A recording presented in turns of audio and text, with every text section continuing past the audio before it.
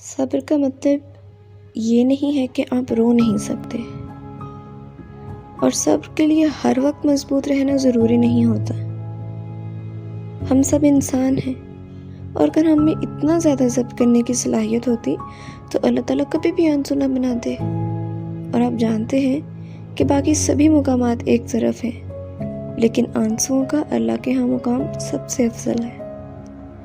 جو آنسو اس کی دہلیز پہ بہا دیے جاتے ہیں، وہ انہیں اپنے پاس سنبھال کر رکھ لیتے ہیں، اور ایک ایک آنسو کا صلہ دگنا کر کے عطا کرتے ہیں۔ کہاں وہ اس کے تخلیق کردہ وسیع اور اس سمندر ہے، مگر محبت اس کی انسان کے ایک آنسو پہ تمام ہے۔